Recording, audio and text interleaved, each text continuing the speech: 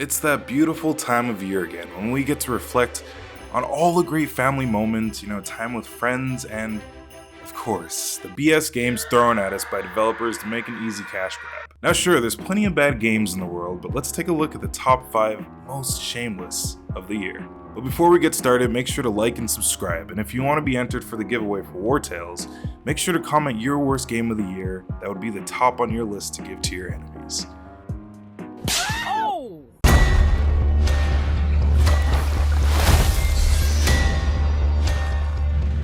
Now, don't get me wrong, Amazon Game Studios' most recent MMO is one of the best looking MMOs on the market, and I have about 300 screenshots to back that claim up. And leveling from 1 to 30 was a great experience, but that's as far as most of the praise goes for this game.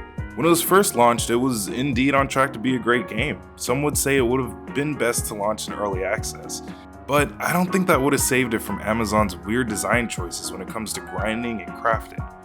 Unless you're solely into PvP, which in some cases is still a mess on its own, I'd steer clear of this game until or if they even get it back together, which they do seem to be sticking with updates and such, even if those updates are to fix the last update that broke something else in the game. But with the game feeling constantly anti-player with its banning bullshit, time gating, and watermarking, just to name a couple of things, it's safe to say that this game may never recover.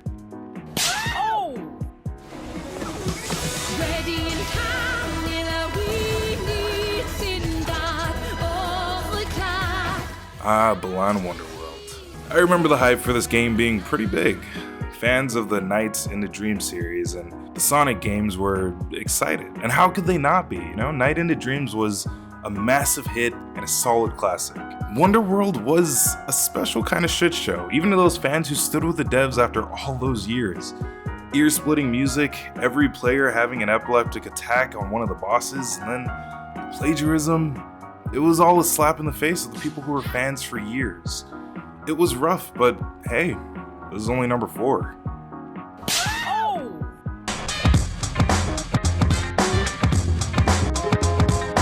Now, sports games have been at the bottom of the barrel for a few years now, but Efootball showed that with a little more BS, anything's possible.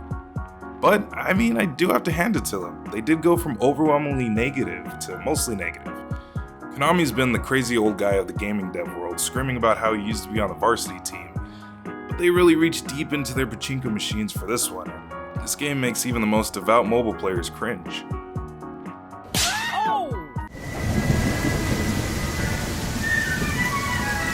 Not to be mistaken with End of Days that launched in 2017 to critical success. End of Days was that one asset flipper that thought it could fly under the radar.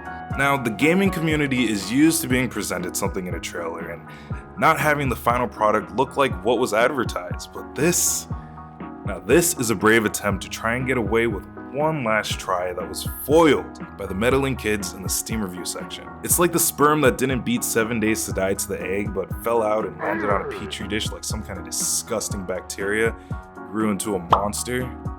Disgusting.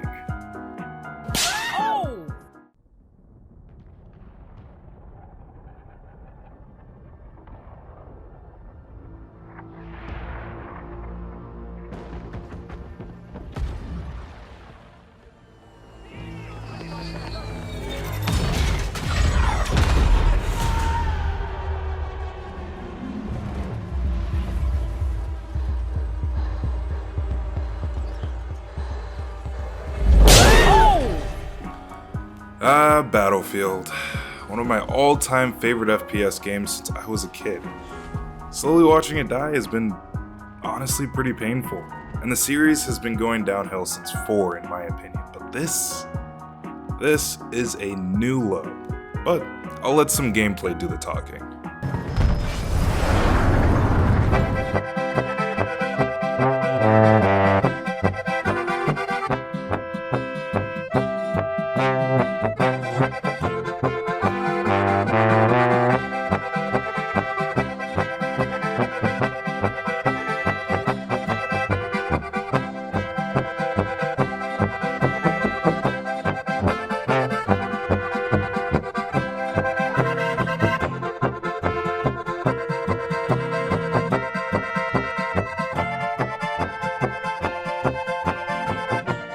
like I said, sad.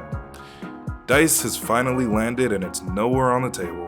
2042 closes off the year with the worst launch in Battlefield history. But remember, game developers know they're releasing pure shit. But at the end of the day, people still buy it. And as long as those people are still buying, the videos like these aren't going anywhere. So, see you next year.